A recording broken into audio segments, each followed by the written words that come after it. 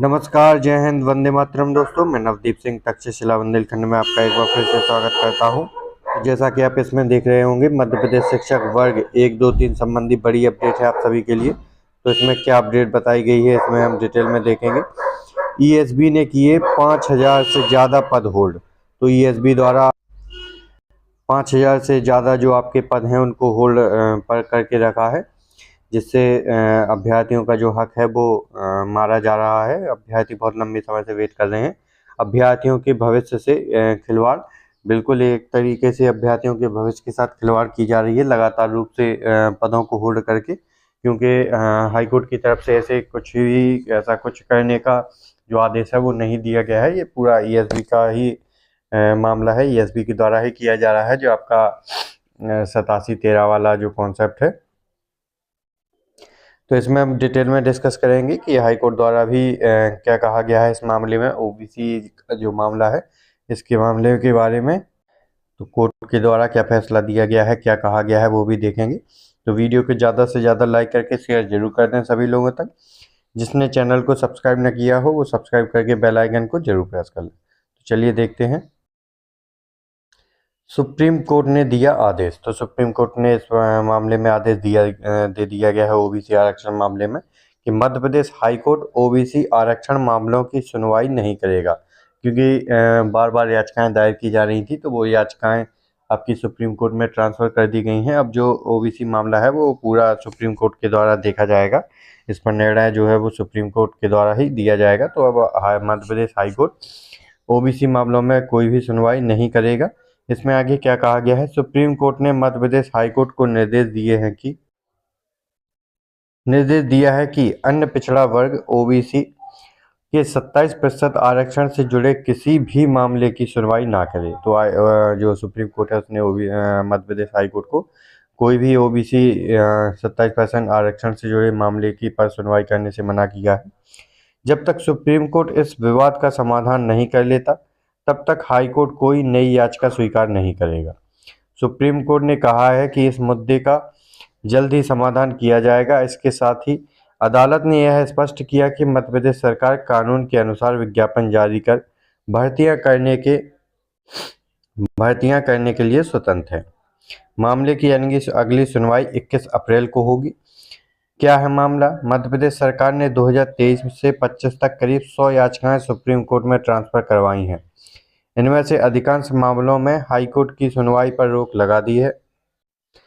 शुक्रवार को सुनवाई के दौरान अपाक्ष संघ की याचिका पर वरिष्ठ पत्रकार रामेश्वर संघ ठाकुर और विनायक प्रसाद ने वीडियो कॉन्फ्रेंस के जरिए दिल्ली में पेश की। उन्होंने कहा कि मध्य प्रदेश सरकार 87-13 के फॉर्मूले के आधार पर नियुक्तियां कर रही हैं, जिससे हजारों जो बच्चों के जो हक हैं उनको मारा जा रहा है। हाईकोर्ट लगातार इस मामले की सुनवाई कर रहा है। मध्य प्रदेश सरकार की ओर से सॉलिसिटर जनरल तुषार मेहता ने कहा कि हाईकोर्ट लगातार आरक्षण से जुड़े मामलों की सुनवाई कर रहा है, जिससे सुप्रीम कोर्ट में लंबित ट्रांसफर प्रकरण प्रभावित हो रहे हैं। अब सुप्रीम कोर्ट के इस आदेश के बाद हाईकोर्ट किसी भी नए मामले की सुनवाई नहीं करेगा और इस विवाद का अंतिम समाधान सुप्रीम कोर्ट में ही होगा। तो अब पूरी जो सुनवाई है वो सुप्रीम कोर्ट में ही होगी। अब अगली जो तारीख है वो 21 अप्रैल रखी गई है। इसमें आप देख पा रहे होंगे होल्ड किए गए पदों की संख्या 5,000 से ज़्यादा। तो आपके जो 13% को लेकर जो अभी तक होल्ड किए गए हैं उनकी संख्या 5,000 से ज़्यादा हो चुकी है।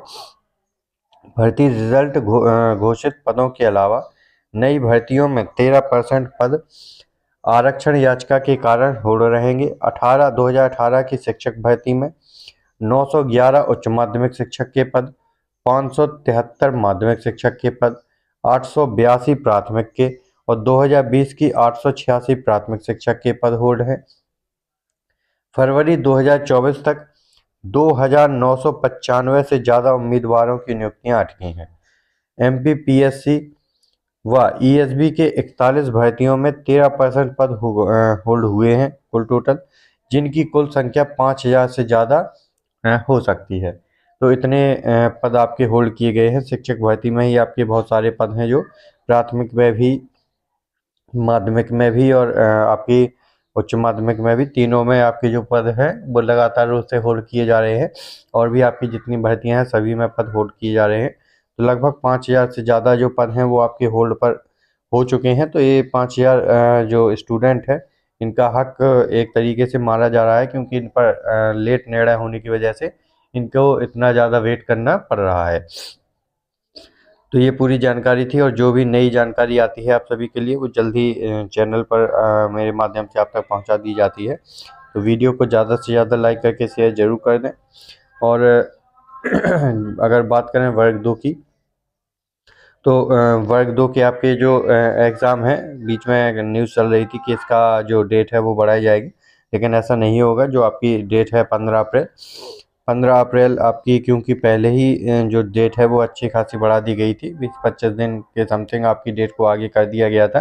तो अब को डेट बिल्कुल भी आगे नहीं बढ़ाई जाएगी। आपके 10 तारीख के 10 अप्रैल के समथिंग आपके जो एडमिट कार्ड हैं वो आपको शो होने लगेंगे, जिसमें आपकी कब एग्ज़ाम होगा आपका, इसको ये डेट आपकी पूरी इसमें आपको मिल जाएगी। तो 15 अप्रैल से ही आपके जो एग्ज़ाम है वो होने वाले हैं।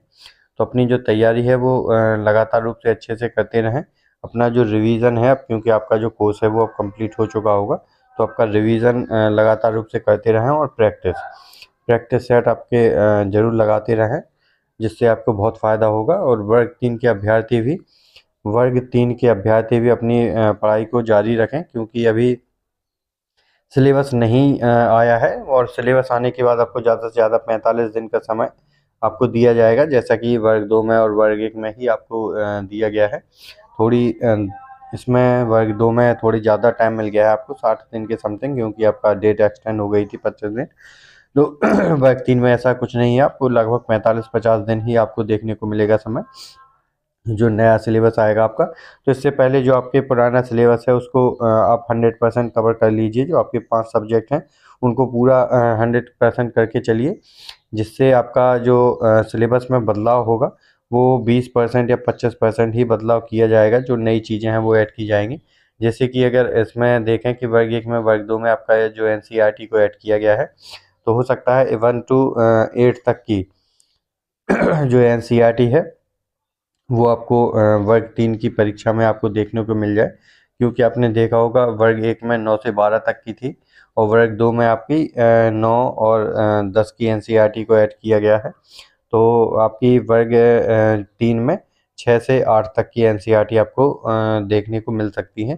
तो ये भी आप एक तरीके से क्वेश्चन की किताबों को पढ़ते रहे, जिससे आपको बहुत फ़ायदा मिलेगा आगे जाके। तो और जो भी नई जानकारी आएगी मैं आप तक अपने इसी चैनल के माध्यम से प्रोवाइड करवाता रहूँगा। तो वीडियो को ज़्यादा से ज़्यादा लाइक करके शेयर ज़रूर कर दें सभी मित्रों तक, दोस्तों तक। और जिसने अभी तक चैनल को सब्सक्राइब नहीं किया हो वो सब्सक्राइब करके बेल आइकन को ज़रूर प्रेस कर लें। मिलते हैं अगले वीडियो में। जय हिंद दोस्तों।